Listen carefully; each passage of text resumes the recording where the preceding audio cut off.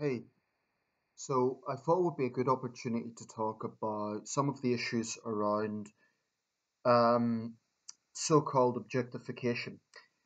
I say so-called because with any issue that's contentious, particularly issues I'm not entirely sure about myself, but I've got two minds about, I think that's an appropriate way to describe it. Because if something is debatable, then it's not a concrete thing, hence so-called. I thought would be a good opportunity to talk about that because Formula One has decided to scrap its grid girls. Now, I have to say, I don't follow Formula One. It's not that I'm like against it. I've never really developed an interest in motor racing. I really enjoyed the film Rush, and I must admit, when I saw that film with Chris Hemsworth, it did give me a sort of temporary interest in that. And that shows a powerful film, incidentally, a film that can give you an interest in something that you wouldn't usually be interested in. Anyway, they've scrapped the grid girls. Now, as I understand it, these are the girls, young women who they're basically their job is to look glamorous, to look sexy, and be there when trophies are handed out to the racers. I think it's fair to say Formula One is almost entirely male dominated. Um, I can't think of a single well known woman racing driver. There probably is some. Like I said, I don't follow the sport, but I can't immediately think of them. Whereas I can name at least 5 to 8 well known male racing drivers at least, and this is coming from someone who doesn't follow the sport. So maybe that's an indicator of the dominance of men in that sport. And there's other sports that are clearly male dominated, but things are changing, evolving. Call it what you want. Boxing, for example, is a sport I've followed for a long time.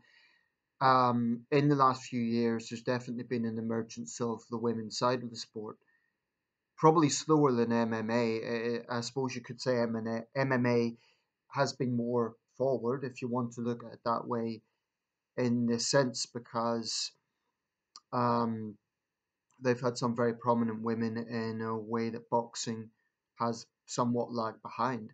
I mean, in the case of Layla Ali, she's, let's face it, famous primarily because of who her father was.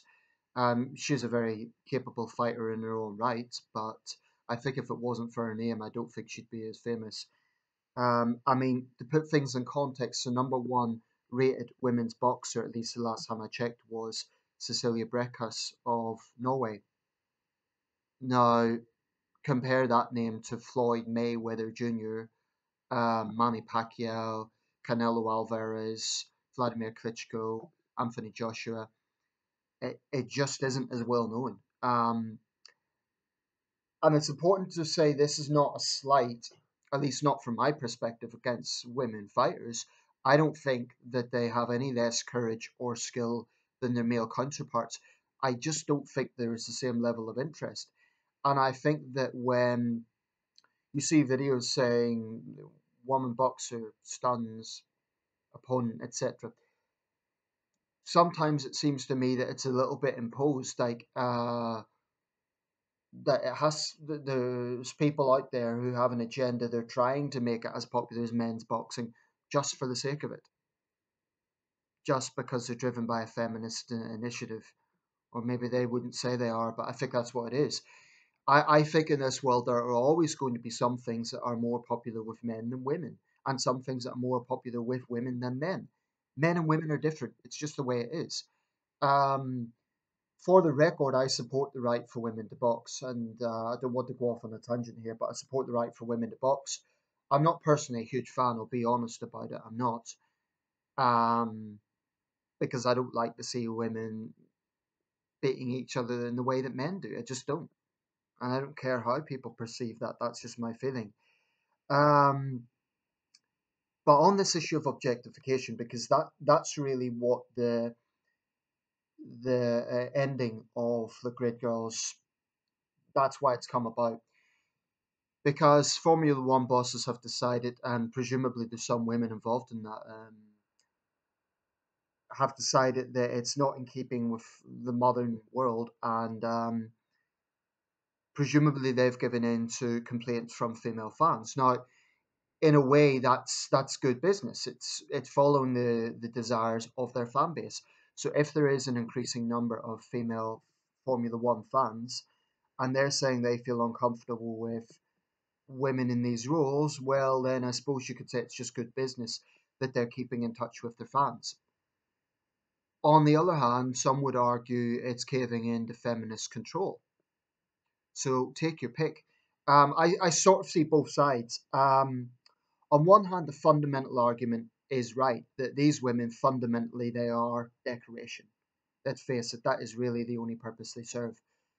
And it's the same for round card girls and boxing and um, women who are involved in other sports for no other reason than to look good, than to glamorize the sport. I mean, in the case of boxing round girls, their history can be traced to roughly, I think it was about the late 60s, early 70s when they started appearing in the big fights in Las Vegas. And I believe in Britain, I may be wrong about this, but I think it was Frank Maloney Promotions. He's now changed gender, but I think it was originally Frank Maloney Promotions that brought in the idea of card girls. I might be wrong about that. It might be someone else, but it's it's not a very old phenomenon. In the world of boxing, incidentally, the number of female fans has definitely increased. I mean, if you look at the big fights now, there's always a lot of young women present, and there might be a number of reasons for that. Number one, it could be that we don't have rules discriminating, so there isn't going to be no one's going to say, "Oh, you can't come to this fight because you're a woman." That would be absurd, and it doesn't happen. It could be that women go because they like to see two well-toned guys in their best physical condition, or it could be that they just enjoy the physical, the sporting side of it. I suspect, if they're honest, it's a bit of both. Um, So that's definitely something that's changed. Back in the 1930s, the only women that would have turned up at a boxing match would have been the occasional gangster's mall girlfriend, um, and very occasionally at the big fight you'd see the odd Hollywood starlet. But generally speaking, it was, if you look at the old fights, if you look at photos of old fights, the overwhelming majority of the crowds were men. I mean, 99%. Today, it's probably more like 60% men, 40% women. So there is a sizable minority of women fans. Um, I mention that because the change in demographics plays a role in this.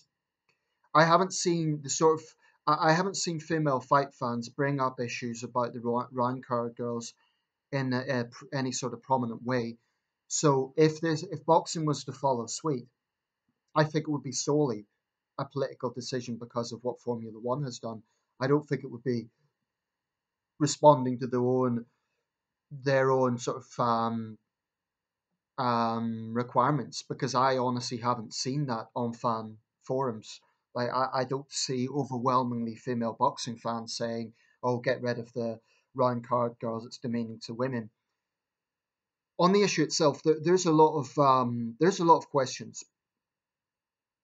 From a practical point of view, one of the arguments against it is, well, these women have actually been made redundant. They are paid for what they do, so whatever you think of it, it is technically a profession insofar as they're earning money for what they do, even though they don't have to do very much. But that's not the point. That is their income. So from a practical point of view, they've been made redundant. They need to get another job. So that isn't entirely helpful to them. Um, I remember when in Shanghai, the auto shows, there was women who sort of modeled beside the cars. And famously, the Shanghai Auto Show, I don't know about other Chinese cities, but the Shanghai show scrapped its models. The models then took to the streets complaining, um, and they actually covered themselves in kind of grime to make the point that they've been made destitute They were probably exaggerating, to be honest, but that was interesting. Now, I wonder what the feminist response to them would be. Most likely, it would be that they were foolish young women who were being taken advantage of, and this is a contentious issue. The women who are involved in these things almost universally say that they are happy to do it. Sometimes you get a situation where further down the line, most of the women involved tend to be in their early 20s, right? And sometimes you get a situation where further down the line, i.e., when they're in their 40s, they say, "Well, yes, actually, I was just decoration, and I was, in retrospect, I was. That's what the role was." But they never say that they felt they were badly treated. This is important because feminists have used this as a cause celebre, the whole concept of objectification. If the question is come if it comes down to self determination, then surely that should include the right for people to make decisions that they might regret later in life. Um, I don't think that it's an ideal thing for women's progress, and I certainly wouldn't hold up to be so. But by the same token, I certainly don't think it is in the list of priorities when it comes to women's rights. And that's an issue I take with feminism. Again, it prioritizes something that really ultimately comes down to free choice. You might argue the women are naive, but it is still free choice. They're not being forced to do it. This is in a world where women are being abused. Women are being used as sex slaves. Women are being used as, when they're gang raped in war zones. Those sort of issues are very real. Honor killings. That's what I take Western feminism. It prioritizes things that really do come across as trivial compared to some of the serious abuses going on against women in the world. I also think we need to analyze the whole concept of objectification because it seems to me that every depiction of human sexuality is now objectification. But the strange thing is, feminists only call it so when it suits them. So if you have a female singer who is blatantly using her sexuality to sell records, take for example Beyonce, who often does it, feminists don't attack her. Why? Because she calls herself a feminist and because she says she's a strong, independent woman. So there is a lot of, I think a lot of this comes down to feminism being used as a weapon almost for the narrative that, one side will say this is feminism, the other side will say that's feminism. But I think there's a big amount of hypocrisy as well, because if we're saying there should be no depiction of human sexuality, let's say all girls involved in sports who are purely there for decoration, right? Objectification, whatever you want to call it. Let's say that they're made redundant, they don't do it anymore. Where do you draw a line? Do you then say that all women involved in music videos should then not do that? Because that's been a long running issue in the music business that women, especially, and so men to a lesser extent, have used sexuality to sell music. I definitely think there's an aspect to that. Music videos, it does seem to be, I would say it's overdone. I mean, I'm not personally offended by it, but I would say it's overdone. Compare that to the 80s when there wasn't anywhere near as much, it was for music's sake. Say, well, let's say the 90s was sort of the turning point. But if we're going to say that every depiction of human sexuality is objectification, well, then look at some of the great art of the Western world, right? In Western culture. I'll cite a famous example Manet's Olympia. It's one of the most famous works by the French Impressionist painter Edouard Manet. And it depicts a woman, a nude, lying on a bed. Um, and it attracted controversy. But here's the thing, not because she was naked, but because she was looking directly at the viewer and her face appeared to be a contemporary woman. Most of the nudes of the time were sort of Roman goddesses and classical figures, and they were kind of distant. Therefore, they were safe. With Manet's Olympia, it attracted controversy. I believed it was attacked at the Paris Salon on the grounds that it apparently looked like Manet's mistress. So they believe that Manet uses mistress as his muse because the woman depicted, she looks like a modern woman. She looks normal, so to speak. So that's what attracted controversy. But the Victorians never spoke about objectification. So why do feminists not have a go today at Manet's Olympia? I don't know, maybe they have. But why is it that Great Girls are objectification, but Manet's Olympia isn't? What's the difference fundamentally? It's human sexuality. I mean, there's also another question of consistency because you get male Chippendales at hen parties. Now, that's objectification of the male body. Um, Maybe we men should take issue with that. Personally, I'm not bothered by it because those guys, if they want to show off their physiques and get paid for it, I mean, to be honest, I wouldn't really like the idea of a lot of drunk middle-aged women, you know, clawing at me. And believe me, some of those hen parties can get quite wild. Seen documentaries and so on, and they can be quite raucous. Um, but that's my concern. Where do you draw the line with this? If it's just sort of scrapped in sports, that's one thing. But I honestly think that we are in a situation where every depiction of sexuality is being there's sort of puritanism coming from feminism, ironically, because in the 60s, coinciding with second wave feminism, it was all about free love and free expression. But today, it's almost a conservative thing with feminism. It's almost a puritanism, ironically.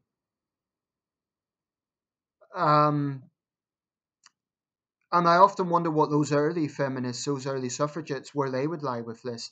Would they say, oh, women are, being naive and they're just being used for male gratification? Or would they say this is absolute women's empowerment because they're absolutely deciding themselves? Now, I don't think Emmeline Pankhurst would have approved of grid girls. That's my instinct. But there are a lot of questions that need to be raised rather than the simple black and white view that feminists seem to have that, oh, it's objectification, it's wrong, end of. And, there are a lot of questions that need to be asked about the implications around this. So I think it's important if we're going to talk about objectification, let's be clear what objectification is. One thing I will say, and I'll close with this point, I do resent how misogyny is thrown around as a concept. It does irritate me when feminists say, oh, this is about men's misogynistic thoughts. Excuse me, but misogyny is defined as hatred of women and girls. That's the definition of the word. So if we're going to be pure about what words actually mean, because they're very quick to say, oh, feminism means this. Well, that's what misogyny means. So I don't know how you can call, for example, grid girls misogyny. It's, if anything, it's the exact opposite. It's men loving the female aesthetic. It might be inappropriate, it might be objectification, but it is not misogyny, and that's absurd to say that it is. Misogyny is throwing acid in a woman's face because she's dishonored her family. That is misogyny. So I think we have to be very clear how these things are defined. Let me know your thoughts. If you're a woman and you follow boxing or Formula One or another sport, let me know your thoughts. I'll listen. I'll respect your views, but I do think that we need to be clear how we define these things. Okay, thanks for watching. Let me know your thoughts.